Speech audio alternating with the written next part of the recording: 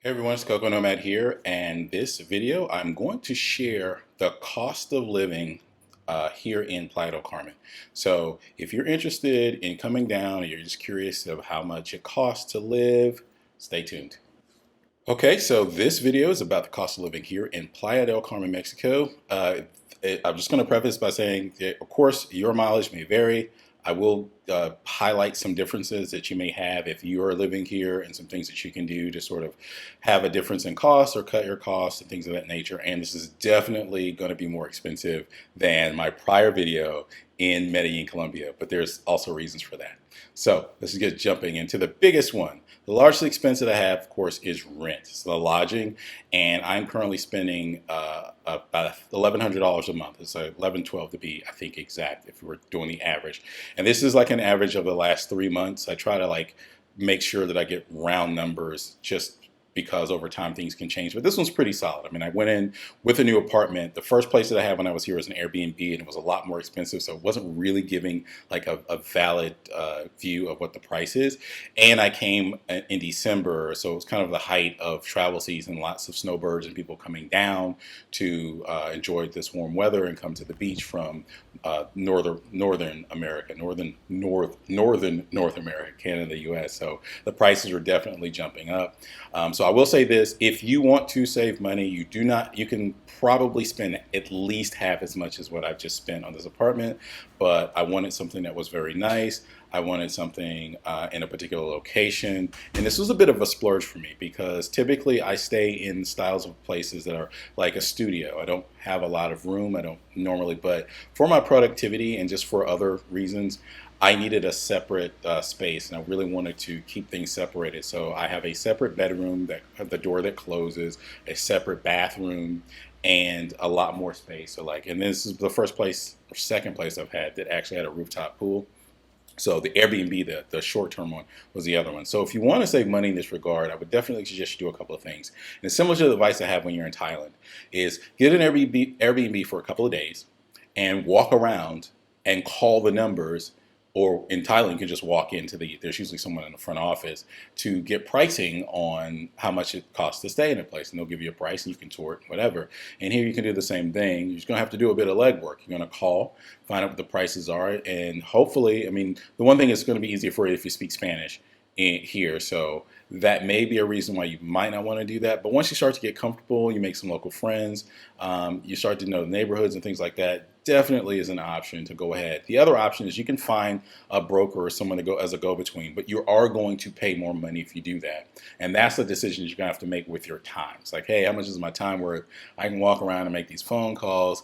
And if that difference between the rent and what you save and what you pay is less than what you would make doing something else like working for your clients, working in your business, then it's easily worth just having someone else take care of that for you and just delegate. So I just wanted to preface that by making sure you understood that, like, yeah, you can get a place here, apartments. I've had places here for $500-600 a month, even less, with a roommate. But this time I wanted my own place. I wanted space, and this one has a lot of space. I didn't have a back door patio that's enclosed and everything like that. So not every place is going to have those kinds of amenities. I have a full washer and dryer internally. So the space is big. I can cook. Really love it. So for me, the $1,100 or so is absolutely worth it. So let's move to the next category, which is food and dining. And food and dining, again, I'm an eater. I like to eat out. I like to have people over. I did a lot more going out to dinners and a lot more cooking than I did in the past year in Medellin. I mean, even with the pandemic, taking that into account, I still didn't really go out a lot, didn't hang out a lot. There's a couple of places that I would go. Was here, I've done a lot more of that. I've been a lot more social here than I had been in the past 12 months. Probably after being cooped up, I was just definitely wanting to get out and be around more people in small groups. I'm not going out, just before you don't comment about, like, it's small groups, and I've had small groups of people over to cook dinner. So, but I've been cooking a lot of dinners. I've been making a lot of crab cakes for people, and I'm really into ceviche and making all these dinners. So I spend a lot more on food, and that's including wine and tequila and whatever you make cocktails, all the ingredients to make cocktails as well. Because when people come over, I make drinks as well as dinner. So I'm averaging about 664 bucks over the 3 months. So it's a bit heavy, it's a bit steep, and I also order food sometimes. So I am not opposed to like every once in a while ordering Rappi or Uber Eats or something like that and having food. So you can definitely cut this one down if you come again easily in half. You can cut that in half. If you go to the local markets, which I do to get fruits and vegetables and things like that. So if going out or drinking isn't your thing, you can definitely save a lot of money. So keep that in mind. The third highest category I have is charitable donations. There are charities and people that I support in the US and a couple other places around the world. And so my monthly average for that right now is $186, a little bit over, almost $187 a month. A lot of these are on auto pay or just make an automatic donation. Some are when the time comes, someone's doing a fundraiser and they, are trying to raise some money, and I'll do that. A sponsor for one of the gyms back home that keeps at-risk kids off the street. So that's another one. So I'm just like, okay, that one is more of like a title sponsorship. So I make a larger donation. But these are just for some of the other ones that I do. And the goal financially, I know a lot of people, or their goal is to decrease the amount of spending. Like I could decrease the money, maybe save a couple of bucks on food and beverage and maybe on the lodging. This is one that I actually have plans, financial plans, to continue to increase that. I don't think that number is high enough. So as I do better, then I'd like, to be able to give more. So definitely trying to get that number at least up to $500 a month easily within the next year. So there's that. The next highest category that I have is education. And that's just me spending on books, me spending on Spanish lessons and things of that nature. And that's about $66 a month is about the average right here where I am now. And that hasn't really changed because regardless of the location, it doesn't really change like the frequency of the lessons or the number of books that I'm buying on like Amazon or whatever. So it's about the same, and probably won't really change that much. The next one is actually one that oscillates a bit, and it's only because of the last couple of months. Here is what I call excursions. So like these are like little side trips, not big vacations or going out, because I'm a digital nomad, right? So I live in places for a longer amount of time, so I don't really go on vacation per se, but will do side trips. For instance, I did a day trip to Cozumel, had fun renting scooters and hanging out, did a day trip to go to some cenotes and Valladolid, in a small town that's a few hours away, and those types of things that I will do. And I average about 60 bucks a month, $61 a month to do those types of things. I'd like to have at least one a month that I'm doing, but if you can like take a Saturday afternoon and get out of the city. There's a lot of stuff to do here, like going to the beach or hanging out, but sometimes I just want to explore some other parts, maybe go down to Tulum and see the pyramids or go to Chichen Itza or something like that. So I have a few of those planned as well coming up, and more cenotes because there are tons of them here and they're definitely worth seeing. The next highest expense that I have is insurance, and that's just a steady one. Every month I spend $60 on health insurance. Mine's with World Nomad, so that's what I use. There are some other, or it used to be called Safety Wing, I think is the former name of it. And there's some other ones, of course, that you can have. If you're finding this information useful, though, let me just like smash that like button right now. I almost never ask people to hit the like button, but it would really be helpful for other people to discover the information and get a sense of how much it would cost. So, in the insurance category, we're feeling secure, and securely hitting that like button will be very nice of you.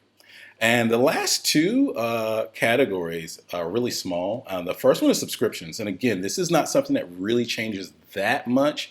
It has been lower in the past, ironically, but now that Disney Plus has come out with these television shows, I've actually added the subscription for Disney Plus. So now I have Netflix, Disney Plus, and HBO Max. HBO I don't typically keep. I tend to binge watch the shows and whatever movies, and then I discontinue that subscription. So that one kind of goes back down. So I usually oscillate between like $42 and like $32, $30 between these services. And so that's the next highest one, coming in at about $42 per month for the last 3 months.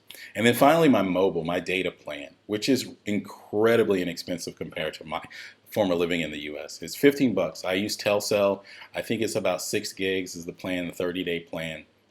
It usually lasts pretty well because I'm using Wi-Fi in the workspace. I'm using Wi-Fi in the apartment, things like that, which is also included in the rent. I didn't mention like all my utilities and the Wi-Fi is all included, so that 1,100 is all in.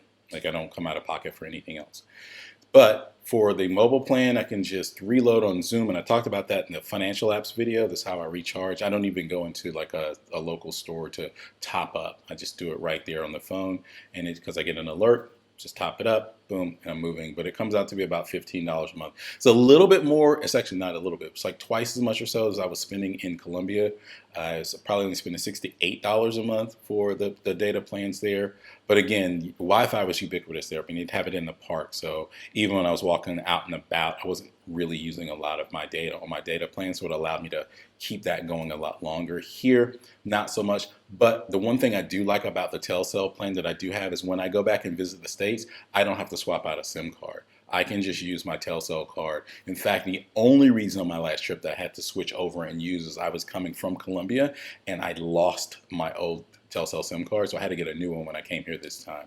But it's great. So you can just still use calls, top it up in data, and then boom, come right back here if this is my first landing point and I hit the ground running. So it's really, really convenient and nice. So those are the major costs for living here in Playa del Carmen, Mexico. And that's the 3-month average of the last 3 months, taking into account that it's the high season.